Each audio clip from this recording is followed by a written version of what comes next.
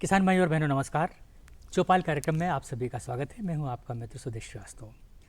किसान भाइयों, आज की इस चौपाल पर बैठकर हम चर्चा करेंगे कि कृषक उत्पादक संगठन हैं क्या और किस तरीके से हमारे लिए लाभकारी हो सकते हैं, क्योंकि इस समय हम सुन तो खूब रहे हैं कि पूरे देश में किसानों की आय बढ़ाने के लिए, उन्हें संगठित करने के लिए सरकार की ओर से बहुत बड़े प्रयास किए जा रहे हैं और लगभग 10,000 से ज़्यादा कृषक उत्पादक संगठन बनाए जाने का लक्ष्य रखा गया है।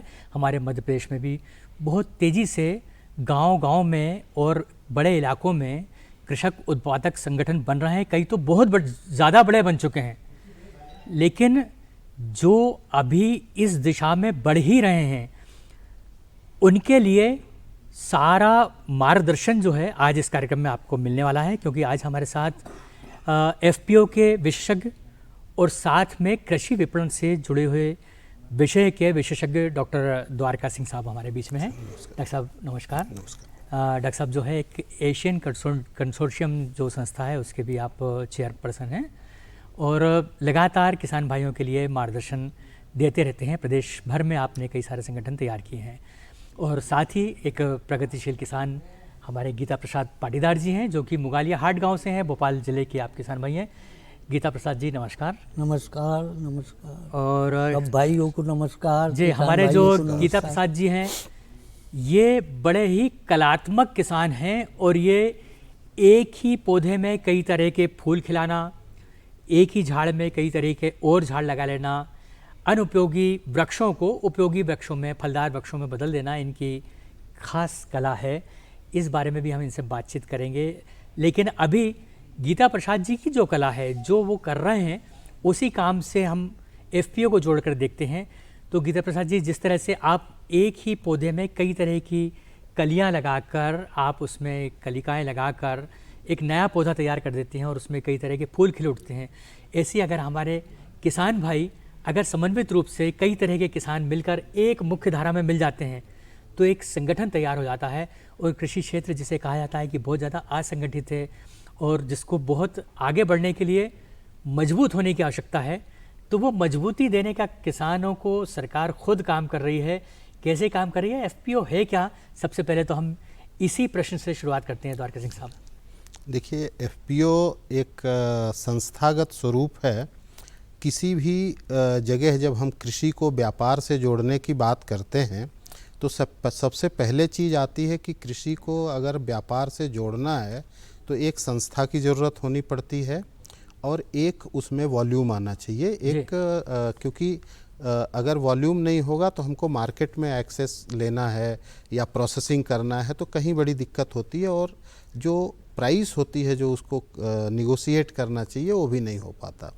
तो इसके उद्देश्य से कि हम संस्थागत स्वरूप में कैसे जाएं जिससे कि हम कृषि को व्यापार के क्षेत्र में आगे ले जाएं और कृषि के जो मूल्य श्रृंखला है उसमें हम किसानों की भागीदारी बढ़ा दें। तो ये भागीदारी बढ़ाने के लिए संस्थागत स्वरूप का होना ज़रूरी है और इसीलिए सरकार ने इसमें ये किया है कि संस्थागत स्वरूप के लिए एफपीओ का गठन किया है, जिससे किसान की मूल्य श्रृंखला में भागीदारी बढ़े और जितनी किसान की भागीदारी मूल्य श्रृंखला में बढ़ेगी उसका इनकम उतना ही बढ़ेगा। यानी मोटी मोटी बात यह है कि किसान आपस में जुड़ें और जब आप खुद संगठित हो गए हैं तो व्यापारी आपके पास में आए जी, और जी। तब आप मूल्य निर्धारण की प्रक्रिया में, यानी आप तय करें कि ये मेरे उपज का मूल्य क्या होना चाहिए, ये एक शुरुआती बात है जी। इसके अलावा आप जो उत्पाद हैं उनका प्रसंस्करण करें, उनको बाजार के लिए और ज़्यादा उपयोगी बनाएं और उससे ज़्यादा दाम कमाएं। हाँ, उसमें नयापन करें, नई नई प्रोडक्ट निकाल सकते हैं। जो देश दुनिया में नया चीज़ हो रहा है वो आप अपने उत्पाद के ऊपर वो चीज़ कर सकते हैं और नई नई चीज़ बना के आप कंज्यूमर को दे सकते हैं। और कोरोना के बाद जो चीज़ आई है कि हर कंज्यूमर को न्यूट्रिशन डाइवर्सिटी चाहिए, जिसकी वजह से बीमारी होती है।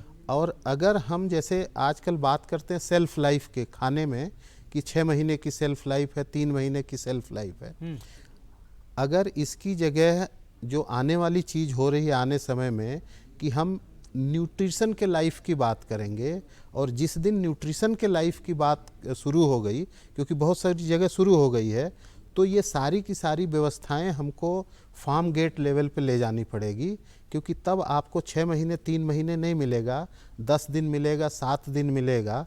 तो हर चीज़ सीधे फार्म से कंज्यूमर तक पहुंचाना पड़ेगा, तो उसमें भी संस्थागत स्वरूप के बिना नहीं कर सकते। वैसे तो FPO ही वैसे करना तो सिंह पड़ेगा। साहब जो कह रहे हैं वो उसके जो अंग्रेजी शब्द हैं किसान भाई अक्सर समझने लगे हैं, पर फिर भी थोड़ा सा हम सरल कर दें कि जो पोषक आवश्यकताएं हैं, जो भोजन की आवश्यकताएं हैं, जो शरीर को स्वस्थ रखने के लिए जो भोजन की आवश्यकताएं होती हैं, उसमें थोड़ा सा बदलाव लाना ज़रूरी है और उसमें सामान्य से ज़्यादा जो पोषक तत्व होना चाहिए उसका निर्धारण भी आप अपनी संस्था के माध्यम से कर सकते हैं और उसकी जी। जागरूकता फैला सकते हैं। जी। आप वो उत्पाद पैदा कर सकते हैं अपने खेतों में जो आपके लिए और साथ ही पूरे दुनिया के लिए जो है जी, और फिर मनमाना आप दाम उसका ले सकते हैं। दाम ले जो सकते कि- हैं। फायदे की बात है, फायदे कमाने की। जी आप बोलिए। ले सकते हैं, परंतु हमारा जो संगठन है किसानों का, हमने इसके ऊपर भी विचार करके 42% प्रोटीन आजकल सोयाबीन में है।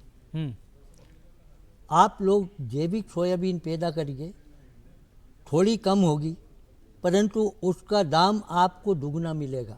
जी आप उसको 80 रुपये किलो आटा बेच सकते हो। पहले उसको बॉयल करना पड़ेगा, आधा घंटे बॉयल करने के बाद में उसका आटा बनाना पड़ेगा। 900 ग्राम गेहूं के आटे में 100 ग्राम सोया का आटा डालिए, उसकी रोटी आप खाओगे तो आप स्ट्रांग बन जाओगे। बिल्कुल आपने इनकी बात को बिल्कुल सही तरीके से पकड़ा है। आपने जो द्वारका सिंह साहब कह रहे हैं बिल्कुल उन्होंने आपने ठीक तरीके से पकड़ा है कि आप सामान्य चीज़ों में ही जो आप उत्पादन कर रहे हैं, एक तो यह है कि उसमें जैविक उत्पादन हो, प्राकृतिक तरीके से पैदा हो, तो लोगों को आप कस्टमर्स को यानी उपभोक्ताओं को आकर्षित कर सकते हो उस उत्पाद के लिए। और दूसरी बात यह है कि वास्तव में स्वास्थ्य के लिए जो जरूरी चीज़ें हैं, जी। क्या ये इनकी बात एकदम ठीक सही है जी। कि जो पोषण की विविधता होनी चाहिए खाने में, अगर उसकी विविधता की बात करेंगे कि मेरे प्लेट तक आ जाए, तो उसके लिए FPO के अलावा कोई रास्ता नहीं है। पहली चीज़, क्योंकि आपको फार्म गेट लेवल पे जाना पड़ेगा, आपकी जो सप्लाई चेन होती है उसको, और मूल्य श्रृंखला जो होती है, आपूर्ति श्रृंखला और मूल्य श्रृंखला फार्म गेट लेवल पे ले जाना पड़ेगा, और वहाँ ले जाना है तो उसको चलाने के लिए FPO के अलावा कुछ नहीं है।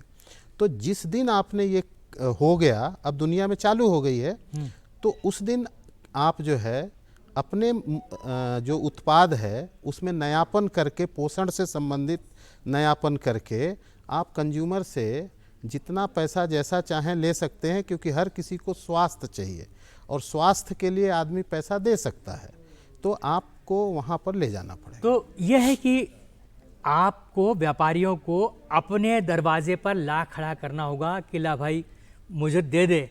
अभी हम जाकर अपने ट्रैक्टर से अपना माल जो है पहुंचाते हैं, बाज़ारों में ढूंढते हैं, कई दिनों तक लाइन में लगते हैं और उसके बाद फिर जो भी दाम तय किया जाता है, बाज़ार जो दाम तय करता है उस पर हमको फसल देना पड़ती है। लेकिन जब किसान संगठित होगा तो व्यापारी को आपके पास आना पड़ेगा, और अगर उसमें उन उत्पादों को की क्वालिटी हमने बढ़ा दी और उसमें कुछ ऐसे चीज़ें जोड़ दी जो आम उपभोक्ताओं को, आम खाने वालों को अगर आकर्षित करती हैं, तो निश्चित रूप से आपने जीत लिया, आपने लड़ाई जीत ली। तो गीता प्रसाद जी ने बताया कि जैविक तरीकों से उसको कर सकते हैं, कुछ और पदार्थों को मिला के कर सकते हैं, लेकिन बात खाली न्यूट्रिशन की ही नहीं है। अगर हमको कृषक उत्पादक संगठन बनाना है तो आप और कौन कौन से हित उसमें जोड़ सकते हैं और कौन कौन से उद्देश्यों को जोड़ सकते हैं कि हम मिलकर ये काम करेंगे जी, तो हम ज़्यादा लाभ कमा पाएंगे? जी देखिए, कृषक उत्पादक संगठन का जो दायरा है वो बहुत बड़ा है और कृषि में आमूलचूल परिवर्तन के उद्देश्य से इसको लाया गया है। तो इसमें आप नया स्टार्टअप प्रमोट कर सकते हैं, आपके यहाँ की जो सेल्फ हेल्प ग्रुप की महिलाएं हैं उनको भी जोड़ सकते हैं, क्योंकि अभी भी उनको जो उत्पाद में नयापन की ज़रूरत है वो नहीं मिल पाता, उनको मार्केट नहीं मिल पाता, टेक्नोलॉजी नहीं मिल पाती, क्योंकि 10-10 लोगों की महिलाओं का समूह है, उनको क्या मिल पाएगा। तो वो बहुत सारे सेल्फ हेल्प ग्रुप डिफ़ॉल्ट हो जाते हैं क्योंकि उनको पता नहीं रहता क्या करें। तो उनको जोड़ सकते हैं, उनको जोड़ के आप एक बड़ा स्वरूप दे सकते हैं, नयापन दे सकते हैं।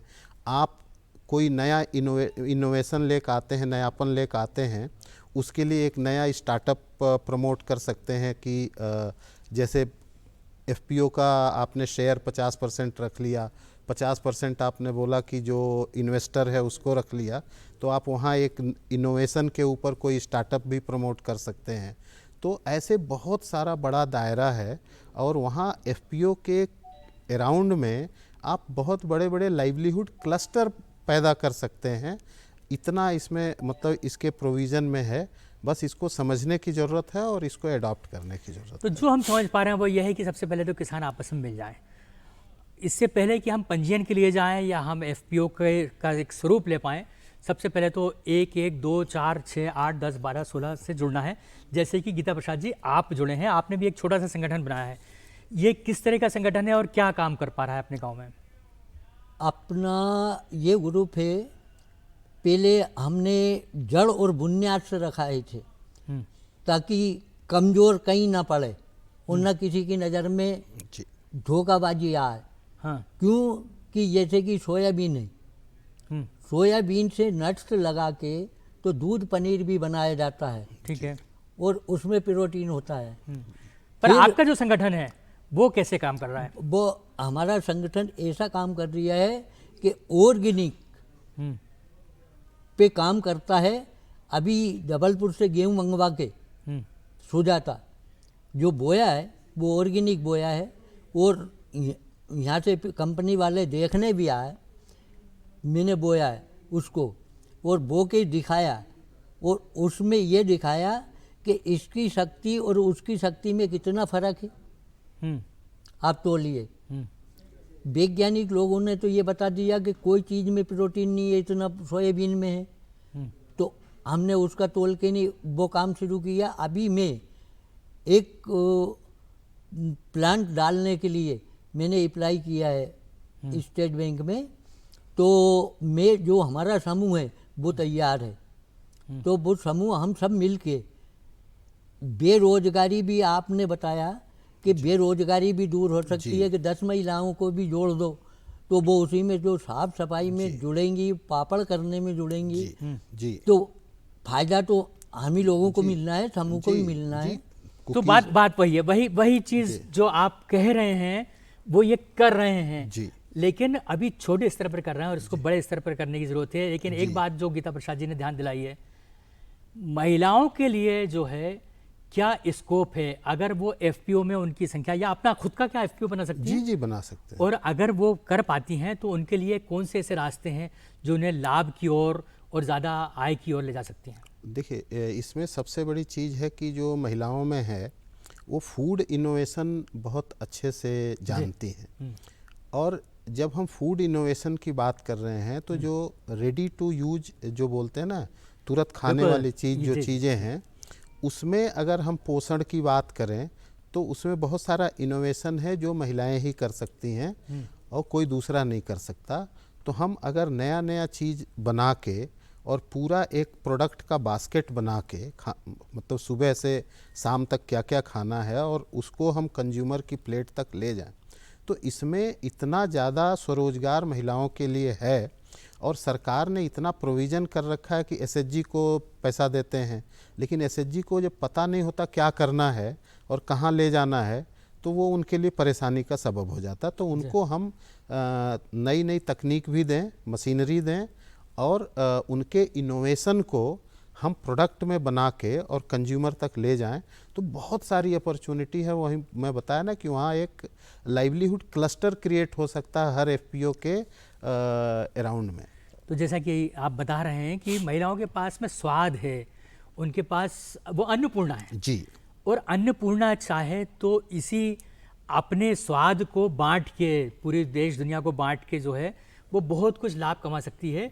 उसको उत्पादक बनना पड़ेगा और उसको उसकी व्यावसायिक क्षमताओं को पहचानना पड़ेगा। जी जी। तो आर्थिक उपार्जन करने के रास्ते आपके हाथ में हैं, आपके बेलन पे है, आपके पट्टे पर हैं, आपके आटे में है। आपको आगे बढ़ने की आवश्यकता है। एक संगठन, एक सशक्त संगठन बनाना है, मुझे बनाना है, मेरे गांव में बनाना है, तो क्या उसकी आवश्यकता होगी, कितने सदस्य होना चाहिए और वो आपस में पहले उनको क्या किस तरीके से वो मिलेंगे, क्या कुछ शेयर करेंगे, और उसके बाद सरकारी योजनाओं का लाभ लेने के लिए वो कैसे आगे बढ़ेंगे? जी, इसके लिए क्या है कि शुरू में 10 लोग होने चाहिए, क्योंकि किसी एफपीओ का एक नियम है कि एक इंडिविजुअल जो होता है 10% से ज़्यादा शेयर नहीं ले सकता। जी। तो पूरा करने के लिए 10 लोग होने चाहिए। तो शुरुआत में 10 लोग मिल जाएं लाइक माइंडेड, कि एक तरह की सोच के लिए 10 लोग मिल जाएं, तो आप संगठन खड़ा कर सकते हैं। और उन 10 में से 5 को डायरेक्टर बना लीजिए। वैसे कोई नियम नहीं है 5 ही हो, कम से कम 5 होना चाहिए और ज़्यादा से ज़्यादा 15 हो सकते हैं। तो उसमें से 5 डायरेक्टर बना लीजिए, तो आपका संगठन खड़ा हो गया। और जिनको आप ये बना रहे हैं उनके लिए ये है कि इसके जो शेयर धारक होते हैं केवल किसान हो सकते हैं। तो उसके लिए उनको किसान प्रमाण पत्र बनवाना पड़ेगा, और साथ में आपका पैन कार्ड और आधार कार्ड और ये तो नॉर्मल चीज़ें हैं, खसरा नंबर ये होना चाहिए। लेकिन कृषि विभाग या रेवेन्यू विभाग से आपको, जो रेवेन्यू मतलब पटवारी या इससे, तो उनसे आपको कृषक प्रमाण पत्र बनवाना पड़ेगा। और इतना बना के और आप 10 लोग मिल के और आप इसको चालू कर सकते हैं। तो ये जब हमको एफपीओ का एक स्वरूप बनाना है और एक पंजीकरण के लिए बढ़ना है, उस वक्त की आवश्यकताएं क्या होंगी? उस वक्त आपको ये जो जितने 10 लोग होंगे उनका पहले डिजिटल सिग्नेचर बनता है। तो डिजिटल सिग्नेचर के लिए आपको पैन कार्ड चाहिए, आधार कार्ड चाहिए, मोबाइल नंबर चाहिए और आपका ईमेल आईडी चाहिए। तो इसके बेसिस पे आपको डिजिटल सिग्नेचर बन जाएगा। और उसके बाद जब आपका डिन क्रिएट होगा, डायरेक्टर बनना है तो आपको डिन बनाना पड़ता है, जिसको डायरेक्टर आइडेंटिफिकेशन नंबर बोलते हैं। तो उसके लिए आपको बिजली का बिल और लगेगा और किसान प्रमाण पत्र की चलिए, ये तो प्रारंभिक आवश्यकता हो गई, दस्तावेज हो गए जी। उसके बाद फिर उसको कैसे विस्तार तक ले जाएं और कैसे उसको प्रक्रिया में लेकर आए, हम प्रचलन में कैसे लेकर आए? जी, प्रचलन में लाने के लिए सबसे अच्छा तरीका ये होता है कि जब आपका संगठन बन गया तो संगठन के जो 10 लोग होते हैं इनको कोशिश करनी चाहिए कि अलग अलग पंचायत के लोग हों, और फिर वो अपने पंचायत में मीटिंग करें और संस्था के उद्देश्य को बताएं, और जो लोग तैयार होते हैं उनको संस्था में शेयर धारक बनाते चले जाएं।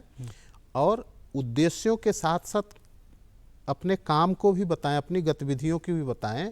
और उसमें से जितने लोग क्या बोलते हैं इंटरेस्टेड जो होते हैं उनको तुरंत के तुरंत नोट करें, और उनके साथ फिर बैठक, जो इंटरेस्टेड लोगों के साथ बैठक करके गतिविधियों को भी साथ साथ ले चलें। क्योंकि जब दिखती हैं गतिविधियां तो लोग जुड़ना ज़्यादा पसंद करते हैं। तो ये गतिविधियां उन सारे कम से कम 10 पंचायतों में शुरुआत में कर सकते हैं। लेकिन इसमें आप पूरे इंडिया में कहीं भी काम कर सकते हैं, लेकिन शुरुआत आप उस 10 पंचायत से करें जिसमें से पहले 10 लोग आपने लिए हैं, और धीरे धीरे ये बढ़ता जाएगा। क्योंकि गतिविधियां दिखेगी तो लोग जुड़ेंगे और अच्छा, बढ़ जाएगा। अभी सर जो एसएचजीज काम कर रहे हैं, स्व सहायता समूह गांव में काम कर रहे हैं, आप क्या भी काम कर ही रहे होंगे गीता प्रसाद जी? हाँ, कर रहे हैं। तो ये समूह भी क्या एफपीओ में शामिल हो सकते हैं? जी बिल्कुल। ये मतलब कह लीजिए कि एफपीओ के मूल संरचना में ही है कि ग्रुप को जोड़ के आपको एफपीओ बनाना है। तो ये ग्रुप तो जुड़ ही सकते हैं, और अगर हमको केवल एसएचजी का ही एफपीओ बनाना है तो हम खाली एसएचजी का भी बना सकते हैं। लेकिन सबसे ज़्यादा बेहतर अगर परफॉर्मेंस चाहिए तो हमको ये नहीं करना चाहिए कि खाली महिलाओं का बनाना है, मिक्स है। महिलाओं के जो काम है महिलाएं करें, और जो पुरुषों के काम है, जो जिसकी स्किल सेट है उस स्किल सेट से काम डिवाइड करें और करें। प्रोसेसिंग है और जो चीज़ें महिलाएं कर सकती हैं वो करें, और जो मार्केटिंग और भाग दौड़ और ये सब का काम है जो जो कर सकता है उसे करें, और नई नई तकनीक लाएं और डिसिमिनेट करें और करें। अब हमारे जैसे गीता प्रसाद जी हैं, इन्होंने कहा कि मैं एक प्लांट डालना चाहता हूँ। काय का प्लांट डालना चाहते हैं गीता प्रसाद जी? मैं एक तो आटा बनाने का और पापड़ का, क्योंकि जो महिलाएं अभी समूह से जुड़ी हुई हैं वो उनका काम सीमा तक ही है।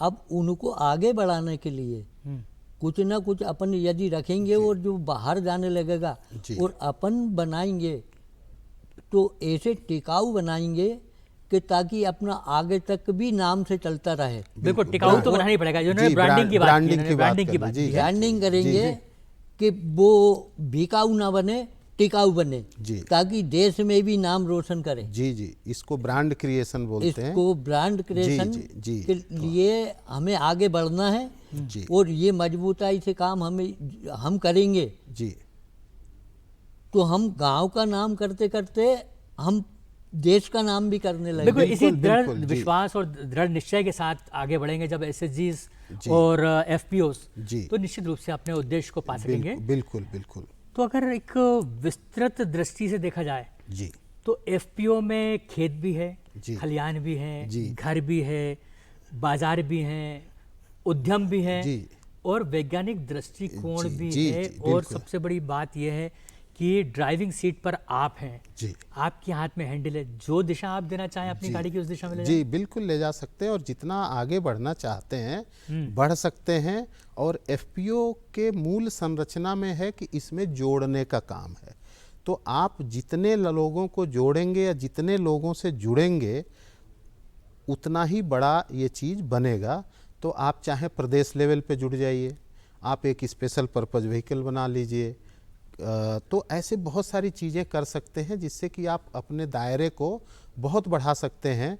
जैसे आप चाहें तो मतलब कितना बड़ा बड़ा कोऑपरेटिव जो स्ट्रक्चर जो खड़ा हुआ है, ऐसे आप एफपीओ के स्ट्रक्चर और इंडस्ट्री बड़े बड़े खड़ा कर सकते हैं। और इसमें पूरा स्कोप है, और जिसको जितना स्वरोजगार जनरेट करना है, इसमें तो इतना स्वरोजगार जनरेट हो सकता है कि इसको अगर मूल संरचना में ले जाएं तो ये बहुत बड़ी चीज़ हो सकती है जिसे हम बढ़ा सकते तो हैं। हमारे माननीय प्रधानमंत्री जी ने जो दृष्टि हमको दी जी। है एक नया हमको करने के लिए, जी अपने हाथ में ही सशक्तिकरण जो हमें दिया है, जी एक सशक्त रास्ता जो हमको दिखाया है, जी जी उसका लाभ ज़रूर हमारे किसान भाइयों को लेना चाहिए। जी। लेकिन उसमें आपको प्रारंभिक रूप से समय देना पड़ेगा, आपको संगठित होना पड़ेगा, जी। आपको थोड़ा सा अंशदान भी देना पड़ेगा, जी मिलकर काम करना पड़ेगा, और उसके बाद जो उससे लाभ होगा जी उसका ईमानदारी से सभी जी, की सहभागियों जी, को जी। उसका लाभ बांटना भी आपका जी फर्ज है। आप खुद सोचिए, सरकार जो इसमें व्यवस्था दे रही है, कितनी बढ़िया व्यवस्था दे रही है कि बिजनेस में ये माना जाता है कि 3 साल में आप बिजनेस को समझ जाएंगे और करने लगेंगे। तो 3 साल तक के लिए पूरा का पूरा संचालन खर्च आपको सरकार दे रही है। वो किस तरीके से रहती है, वो खर्च के बारे में हम बता खर्च के बारे में, जैसे इसमें 4 तरीके की 5 तरीके की आपको चीज़ें मिलती हैं सहायता। तो एक पहला होता है संचालन का खर्चा। संचालन का खर्चा मतलब जब आप कंपनी खड़ा करते हैं तो बहुत पैसा लगता है, और उसके संचालन में भी बहुत पैसा लगता है, और पहले दिन से इनकम मिलेगी नहीं, और किसान पैसा दे नहीं सकता।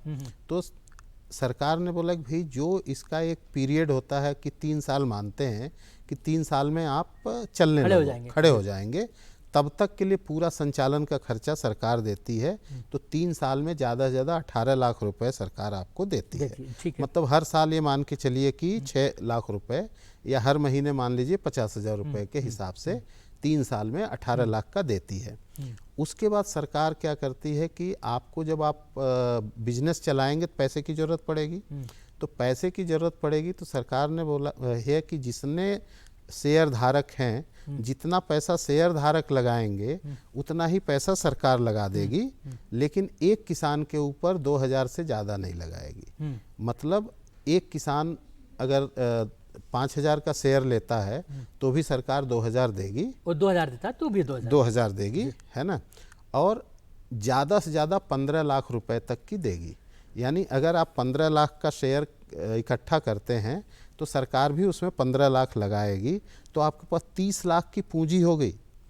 इसके बाद जब आप काम करना शुरू करते हैं तब आपको बड़े पूंजी की ज़रूरत पड़ती है।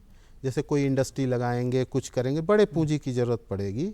तो उसके लिए सरकार ने बोला कि आपको गारंटी देने की ज़रूरत नहीं है, हम आपको 2 करोड़ तक की गारंटी हम देंगे। मतलब 2 करोड़ रुपया वो पड़ा है जो आपकी टर्म लोन टाइप की और क्रेडिट टाइप की चीज़ है, तो आप वहाँ से कर सकते हैं। इसके अलावा एक और सपोर्ट सरकार ने दिया कि आपको इस पूरे प्रक्रिया में, आपको पता नहीं है बिजनेस क्या है, कैसे चलाना है, तो पूरे प्रक्रिया में आपको जो जो सहायता की ज़रूरत है आपको खड़ा होने के लिए जितनी भी सहायता की ज़रूरत है, सारी सहायता एक एजेंसी से मिलेगी जिसको उनने CBBO बोल दिया। आपको ट्रेनिंग की ज़रूरत है, मार्केट लिंकेज की ज़रूरत है, प्रोडक्ट इनोवेशन की ज़रूरत है, ये सारी सहायता आपको CBBO की तरफ से मिलेगी। तो हमारे गीता प्रसाद जी पाटीदार जो हैं, ये हमारे किसानों के प्रतिनिधि, और हम समझ रहे हैं कि आपके साथ मिलकर ये संदेश पूरे प्रदेश में जा रहा है, किसानों के लिए जा रहा है कि FPOs अगर हम बनाते हैं तो किस तरीके से आत्मनिर्भर बन सकते हैं और अपने प्रदेश को भी आत्मनिर्भरता की ओर ले जा सकते हैं। और व्यावसायिक दृष्टिकोण आपको अपनाना होगा गीता प्रसाद जी, महिलाओं को भी उसके लिए आगे लेकर आना पड़ेगा, और सब मिलकर जब काम करेंगे तो हम समृद्धि की एक नई दिशा तय कर सकते हैं। कदम बढ़ाइए, सरकार आपके साथ खड़ी है। इसी के साथ जो है हम अपने किसान भाइयों से आगे लेना चाहेंगे। बहुत बहुत धन्यवाद आपको, बहुत बहुत धन्यवाद द्वारका सिंह साहब आपको। और किसान भाइयों, आज के इस कार्यक्रम में हमने सीखा कि FPO निर्माण कैसे किए जाते हैं, FPOs को सरकार किस तरह से सहायता देती है, FPOs के कर्तव्य क्या हैं, अधिकार क्या हैं, और कैसे FPOs जो हैं आपके द्वारा लिए गए निर्णय पर संरचनात्मक निर्माण यानी सफलता की नई से नई मंजिलें तय कर सकते हैं। हमें उम्मीद है कि ये जानकारियाँ आपके लिए उपयोगी होंगी। इसी के साथ हम आपसे आगे जाएंगे। नमस्कार।